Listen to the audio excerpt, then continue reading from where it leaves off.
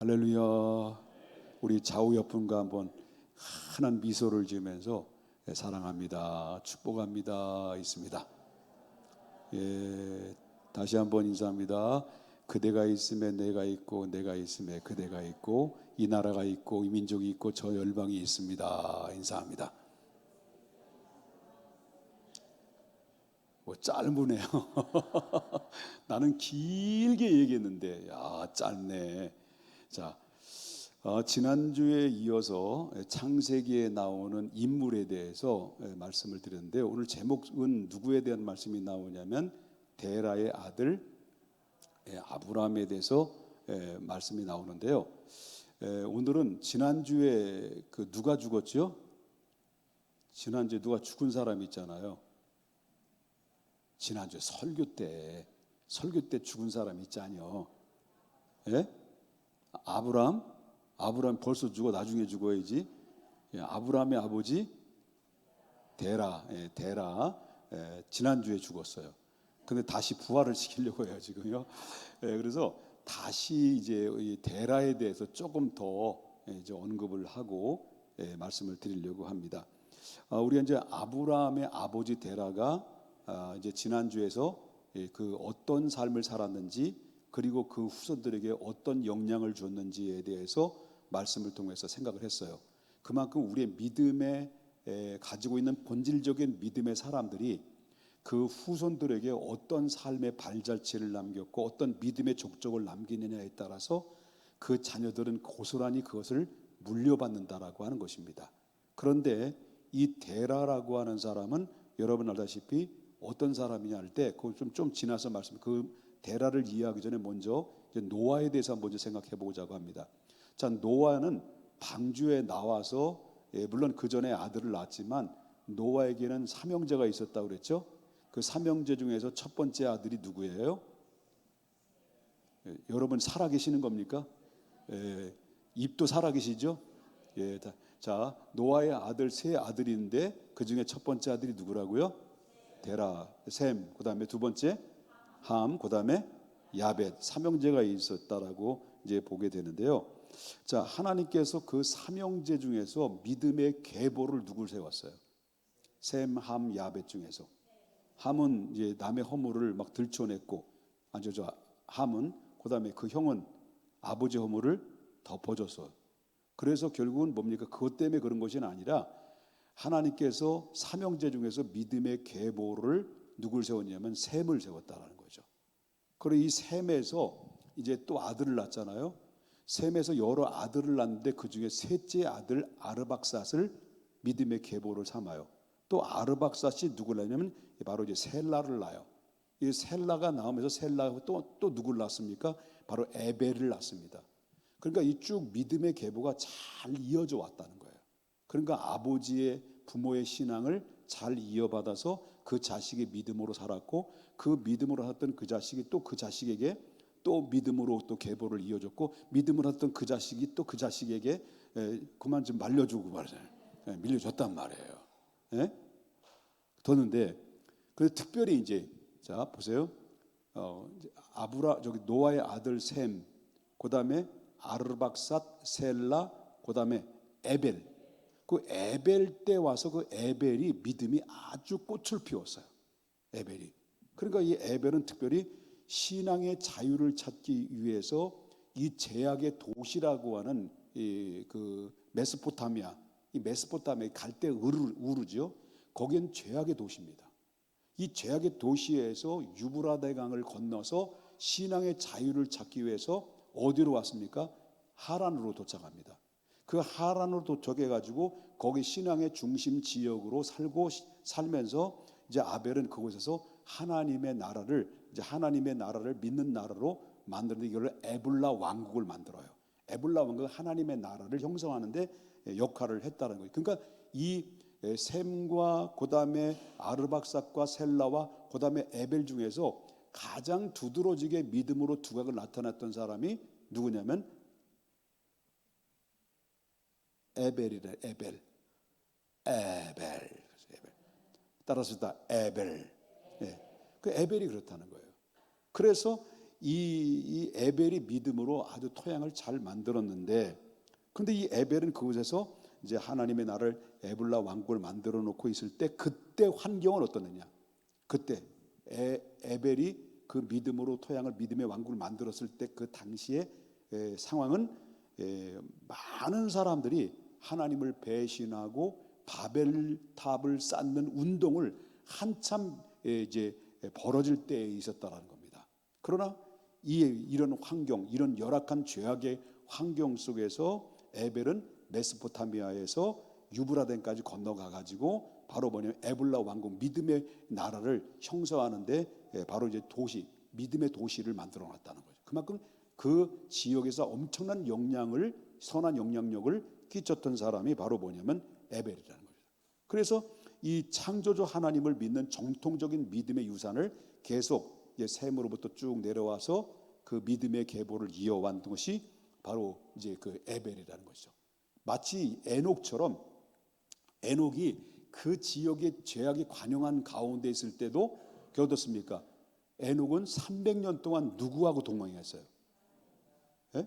하나님과 동행을 했죠. 근데 그 에녹이 살고 있었던 시절에도 바로 뭐냐면 죄악이 관영한 상태인데, 하나님께 동행한다는 것은 쉽지 않는 환경에서도 그 틈바구니 속에서 하나님과 밀접한 관계를 가졌다는 것은 이 에녹은 대단한 믿음을 가지고 있었다는 거예요. 그래서 하나님이 그 에녹을 죽음을 보지 않고 그를 하나님이 그냥 데려가 버린 거예요. 그 에벨도 바로 똑같은 그런 에녹 같은 그런 믿음은 갖지 않았어도 그래도 에벨은 믿음으로 그래도 이렇게 선한 영향력을 끼쳤던 사람. 그래서 애자 들어가는 이름을 가진 사람이 괜찮은 거예요. 그래서 여러분 자녀일 때 김애람, 김애인 이렇게 이런 게 보면, 자, 이건 이상한 얘기, 말이 좀 이상한 것 같은데. 그런데 문제는 이렇게 에벨이 믿음으로 잘 살았어요. 그 여태까지 셈을 통해서 아르박삽, 셀라, 그다음에 에벨까지 잘 믿음으로 잘 왔어요. 그런데 이 에벨 이후의 문제인데, 그 에벨 이후의 후손들이 어떤 삶을 살았느냐면, 에벨 이후의 후손들은 벨렉, 그다음에 루후, 수룩, 나홀, 그다음에 이제 그 지난주에 죽은 누구예요? 데라. 이 사람들이 에벨이라는 믿음을 그대로 영향을 받지 않고, 이 사람들은 하나님을 배반하고 이제 타락한 세상에서 하나가 돼 버려요. 쭉 몇 대 걸쳐서 이제 믿음의 계보의 사람들이 몇 대 걸쳐서 하나님을 배반하면서 하나님을 향한 정통적인 신앙에서 이탈하기 시작하면서 그들은 하나님에 대한 기억이 사라지기 시작해요. 그리고 하나님을 부르지도 않아요. 하나님을 찾지도 않아요. 이렇게 점점 타락해져 가고 하나님에 대한 믿음이, 정통적인 믿음의 계보를 받았던 신앙의 유산에 희석되어져 가는 이런 상태 속에 놓였다는 거죠. 그래서 이 아브라함의 아버지 데라는 어느 정도까지냐면은, 이 데라가 살던 그 시대는 어느 정도냐라고 그럴 때는, 이 데라는 우상을 만드는 우상 장사예요. 데라가. 그 데라는 아들이 누구예요? 아브라함이잖아요. 그 아브라함의 믿음의 아버지, 아브라함의 그 아버지는 뭐예요? 그 데라엔 그 우상 만드는 사람이었어요. 그 우상에 찌들려 있었던 사람이라고 볼 수 있다는 거죠. 그래서 이 데라는 어떤 사람인가를 여호수아가 옛적에 우리 조상이 이런 사람이 있었다라고 이야기한 적이 있어요. 그것이 지난주도 말씀드렸지만 이 바로 여호수아서 24장 2절 보겠습니다. 뭐라고 하는지. 뭐라고 여호수아가 모든 백성에 이르되 이스라엘의 하나님 여호와께서 이같이 말씀하시기를, 옛적에, 옛날에, 우리 조상들 옛날에 너희의 조상들 곧 아브라함의 하나님, 그다음에 나홀의 아버지 데라가 자기 아들 아브라함과 식소를 이끌고 바로 뭐냐면 메소포타미아라고 하는 그 갈대 우르에서 이제 하란으로 이제 이주를 시키는 가운데 강을 쪼개 저쪽 건너서 이주를 정착하면서, 그때부터 점점 이 사람이 뭐로 익어가냐면, 거저면서 뭐로 익어가요? 다른 신들을 섬겼다는 거예요. 하나님을 잃어버린 거예요. 하나님을 모르는 거예요. 그러면 하나님을 모르는 데라인데 그 대신 우상을 섬겼는데 역대 쭉 내려오면서 하나님을 다 잃어버린 거예요. 그러면 아브라함도 하나님을 알았을까 몰랐을까? 하나님 아브라함도 물론 믿지를 않았던 거예요. 아브라함도 우상에 함께 아버지의 영향을 받은 거예요. 하나님을 모르는 거예요. 그러니까 이 바로 믿음의 계보가 쭉 내려오면서 에벨까지 내려오면서 믿음의 계승을 하다가 여기서 믿음의 계승에서 바로 타락하기 시작하면서 하나님을 잃어버리면서 어디까지 내려오냐면 데라까지 나오고 데라의 아들 아브라함도 조차도 하나님을 믿지 않는, 하나님을 모르는 가운데 다 잃어버렸다는 거예요. 다 실종됐다라는 것을 우리가 보게 된다라는 거죠.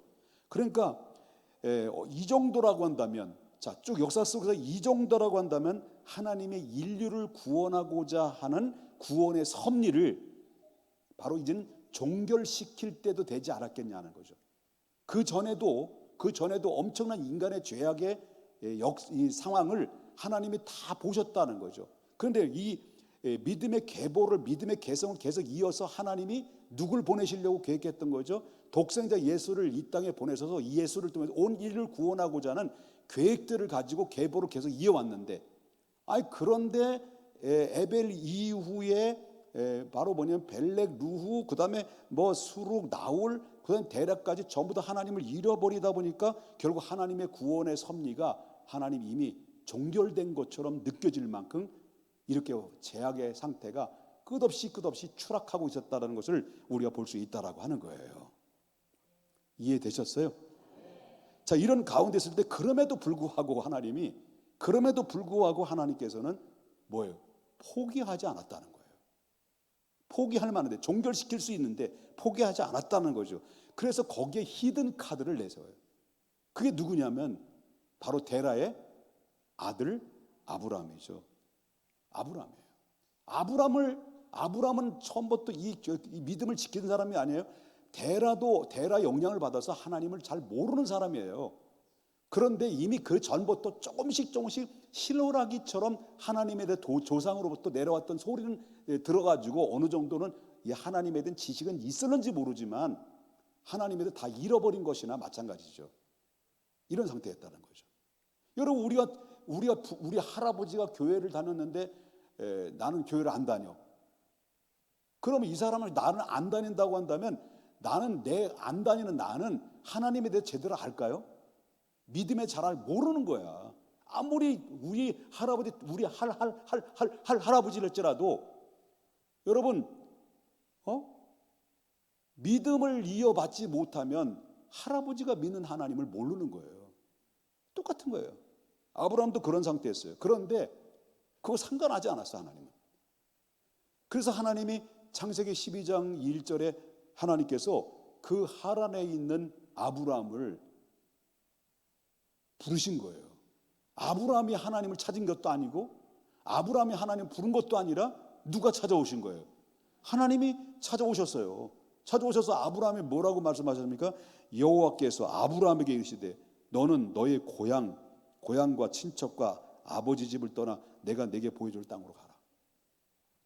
그러니까 이 사람의 고향은 어디예요? 갈대우로 메소포타미아. 이 사람이 이제 여기서 이 하란에서 있다가 만약에 간다고 한다면 이 아브라함은 식솔은 없지만 자기 친척들과 또 어디로 가겠습니까?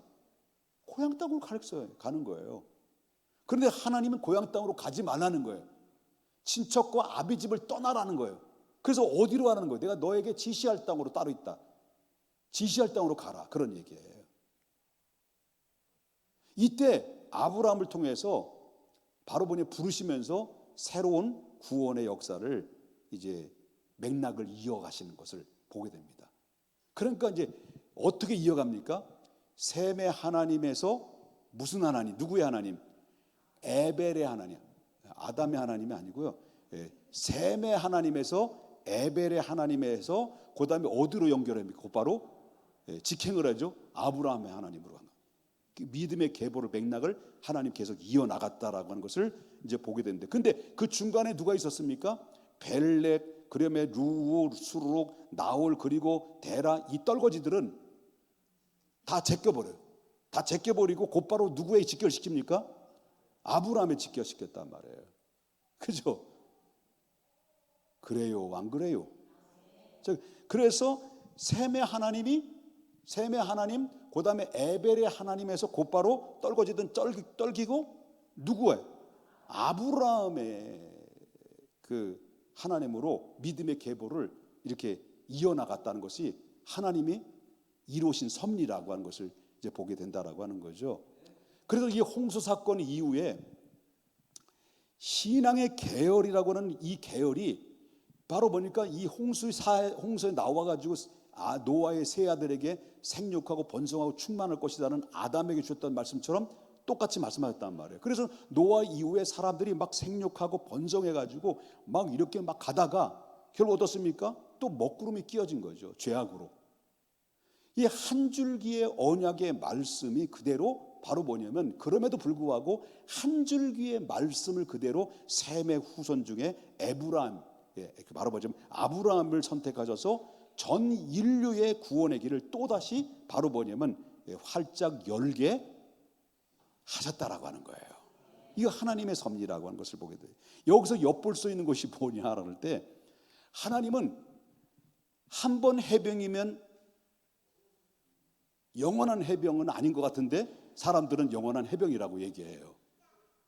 그런데 하나님은 한 번 계획하시고 정하시고 그 다음에 말씀하시면, 여러분 하늘이 무너져도 땅이 쏟아올른다 할지라도 하나님 인간을 향한, 바로 인간은 포기할 수 있었는지 모르지만 하나님은 한 번 정하신 것은 절대로 포기하지 않으신 분이다라는 걸 알아야 돼요.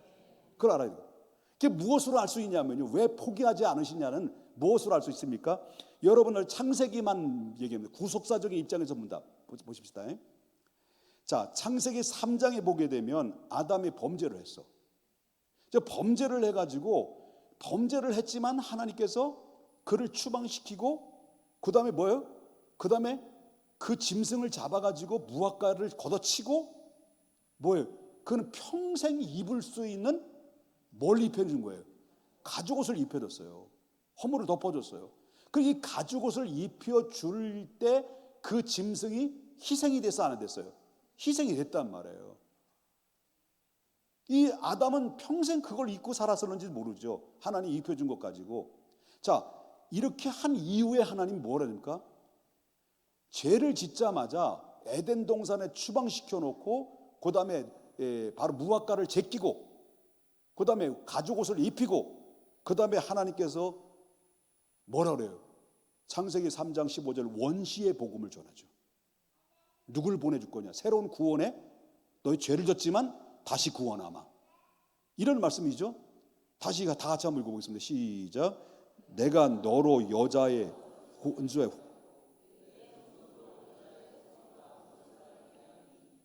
후손은 내 머리를 상하게 할 것이요 너는 그의 발꿈치를 상하게 할 것입니다.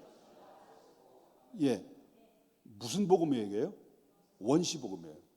내가 눈이 저 나이가 드니까 눈이 안 보여. 저기도 안 보이고 그냥 이게 이해하셔야 좀 원래 더듬어. 근데 이해하셔야 돼요.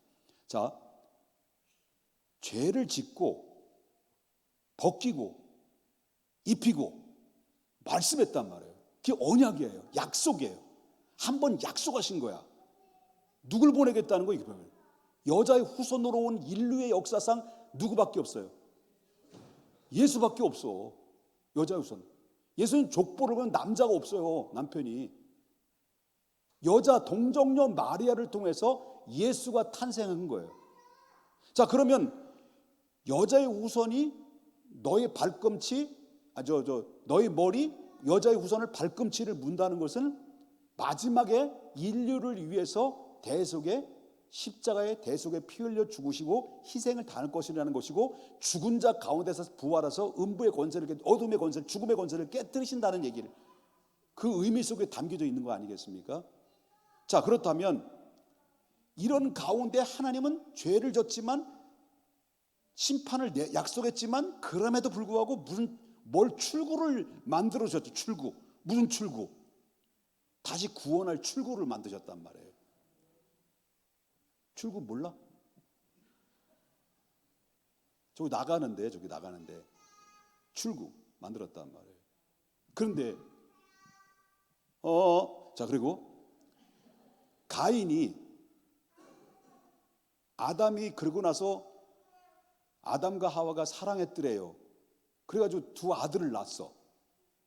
그 아들을 낳은 사람이 누구예요? 가인과 아벨이에요. 제사를 드렸는데 여러분 알다시피 창세기 15장에 보니까 3장 15절에 보니까 그 하나님의 계획을 무산시키려고 누가 역사하냐면 마귀가 그 실질적으로 볼 때는 뭐 가인이 자기 동생을 죽였지만 누가 선동을 했을까? 나는 내가 볼 때는 마귀가 선동했을 거라고 생각해요. 가인이 누굴 죽여요? 자기 동생을 죽였을 때 그거를 바로 하나님의 계획을 무산시키려고 하는 창세기 3장 15절을 무산시키려는 의도적 행위가 그 가인의 바로 뭐냐면 강한 질투심을 유발시켜서 그를 죽이게 되는 이 인류의 최초의 살인자가 되는 거죠. 그런데 놀라운 사실은 하나님은 아벨을 죽었는데 그냥 끝내야 되잖아요. 이미 그럼 창세기 15장은 뭐 무의미한 거잖아요. 그런데 하나님은 무의미한 것을 다시 뭐예요? 아벨은 죽인 대신 누굴 또 세워요? 셋을 또 세워요. 너는 이 알아듣는 거니? 알아들어? 공부는 잘 안 돼도 이건 잘 들리지? 공부도 잘 들리고 미안해. 이해 되셨어요? 자, 그래요. 이런 가운데 있을 때 하나님이 누굴 세워요? 이 완전히 끝나는 것 같은데 하나님은 또 희로하게 하는 물줄기를 또 하나님 붙들고서 그를 또 터뜨려요. 그리고 이제 창세기 6장부터 8절에 나오는 말씀을 좀 들어가 보게 되면 바로 이제 시간이 쭉 흘렀죠.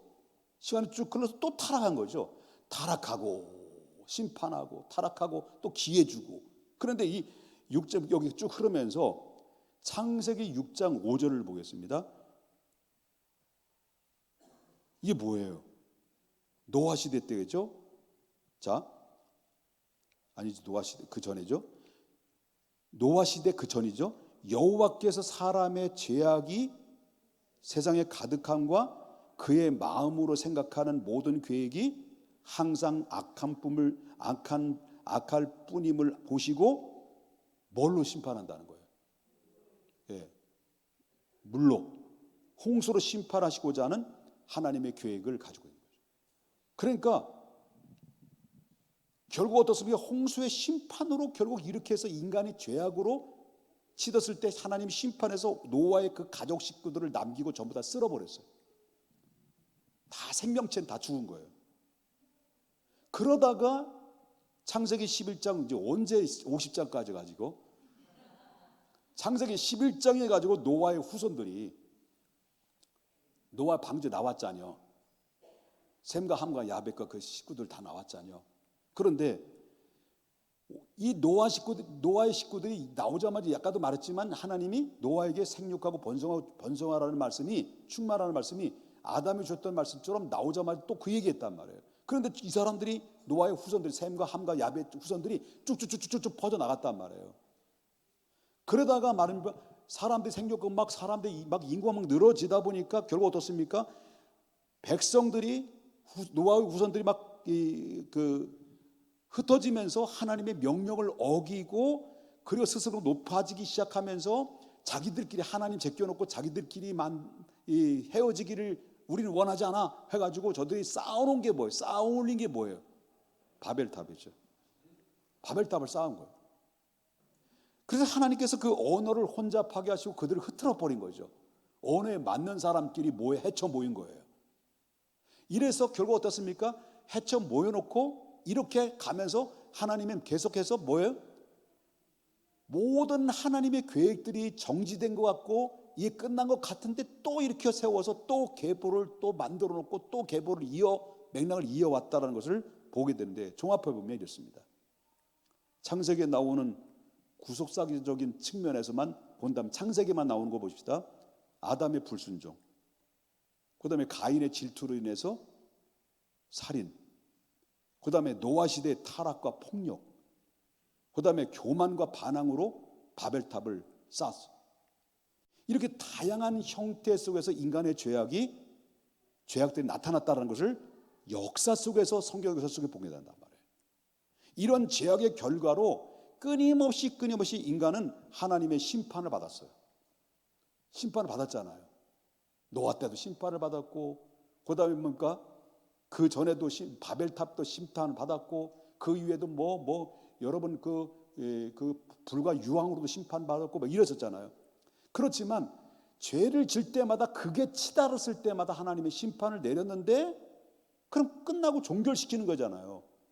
그런데 그 가운데서도 하나님은 이 구원의 약속을 놓지를 않았다는 거예요. 이게 놓지를 않았다는 거예요. 여러분, 우리도 마찬가지라는 거예요. 우리도 마찬가지예요. 하나님 안에는 뭐가 있어요? 여러 가지 하나님의 속성은 여러 가지 속성이 있어요. 신학적인 용어로 보면 공유적 속성, 비공유적 속성이 이렇게 이야기 나오는데, 하나님의 속성 중에서 하나님의 성품이, 쉽게 말하면 하나님의 성품이 다양하게 있지만 크게 두 가지를 본다면 공의의 속성이 있고요. 또 한편은 뭐가 있어요? 사랑이라는 속성이 있어요. 여러분 너무 많이 들어서 아실 겁니다. 자, 그런데 이 무슨 말이냐면, 이 공의를 가지고 있는 이런 가운데 있는데, 하나님이 이 공의를 가지고 있고 사랑을 두 가지 가지고 있는데, 하나님이 만약에 그 공의와 사랑 중에 사랑을 쏙 뺐다고 한다면, 여러분, 공의의 심판 앞에 이 지구촌에 살고 있는 사람들이나 모든 사람들이 살아남을 사람이 있을까요, 없을까요? 없어요. 저도 못 살아남아. 공의와 심판을 두 가지 가지고 계시는데, 하나님이 공의를 그대로 두고 하나님의 사랑을 쏙 뺀다면 인류는 벌써 끝났어요. 그런데 하나님은 사랑이 계시, 사랑. 죄를 졌지만 다시 하나님이 구원하고자 하는 하나님의 뜨거운 사랑이 그 안에 불이 타오르신 거예요. 그래서 바로 뭐냐면 창세기 3장 15절, 여자의 후손으로 와서 다시 한 사람의 죄로 말미암아 죄가 세상에 들어왔고, 죄가 세상에 들어옴으로 말미암아 죽음이 찾아왔는데, 그 죄로 말미암아 모든 사람이 죄인 것처럼 한 사람이 순종함으로 말미암아 우리가 죄인에서 의인 되는 것처럼, 바로 누구를 통해서 두 번째 아담으로 누굴 보내신다는 거예요? 예수를 보내신다는 거예요. 예수를 보내서 비록 타락하고 공의 심판을 100번 주고 마땅한 인생이지만은, 그러나 다시 그 예수를 보내서 그 예수를 통해서 온 인류에게 구원을 베푸시겠다는 것이 하나님의 불같은 사랑이라는 것을 성경에서 말해주고 있다는 거예요. 그래서 예수님이 그 구원의 그 계획을 예수님이 몸으로 십자가에서 희생을 하시는 가운데 마지막 한 말이 뭐예요? 엘리 엘리 라마 사박다니? 아니죠. 내가 다 이루었다. 대텔레스타이. 어찌하여 나를 버리십니까? 어찌하여 나를 이렇게 버려서라도 저들을 그렇게 사랑하셨습니까? 라는 그런 외침의 소리가 예수님 입에서 쏟아낸 거예요. 이게 예수님의 구원의 완성. 그래서 예수님이 구원의 완성을 이루시고, 내가 곧 길이요 진리요 생명이니, 누구든지 나를 통해서 아버지께로 갈 길이 활짝 열렸다는 거죠. 그래서 나온 찬양이 시온의 영광이 빛나는 그 다음에 시간 관계상 끝이. 믿으시면 아멘 하십시다. 자, 하나님은 다 놓는데 뭘 못 놓은 거예요? 안 놓은 거예요? 구원의 약속. 여러분, 우리 마찬가지죠. 하나님이 죄에 대한 심판을 실행하시지만은 동시에 우리를 참으시고 구원의 역사를 이루신다. 그러므로 우리가, 저도 여러분도 뭐 아니면 안 돼. 뭐 아니면 안 돼. 은혜 아니면 안 되는 거예요. 하나님은 은혜예요. 여러분이 우리가 숨쉬고 있는 것, 우리가 주님을 찬양하는 것, 우리의 예배로 나오는 것, 우리가 마음껏 찬양하는 것, 그리고 우리가 하나님 나라의 소망을 두고 살아가는 것, 뭐 아니면 안 돼요? 은혜 아니면 안 돼, 안 돼, 안 돼. 다 같이 모든 것이 은혜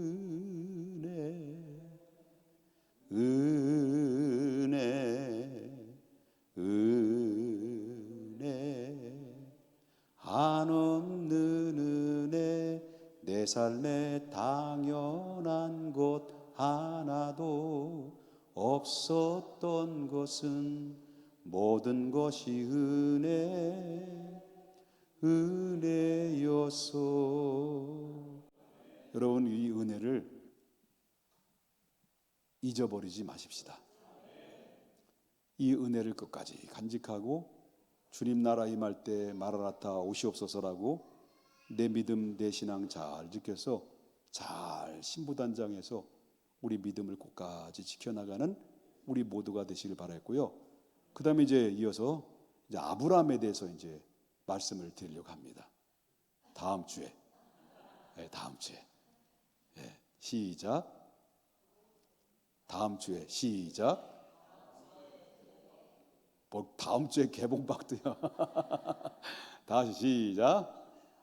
기대하시라. 아유 참, 아유 그렇게 가르쳐줬는데 몰라. 자, 다음 주 시작. 아멘. 우리 찬양하겠습니다.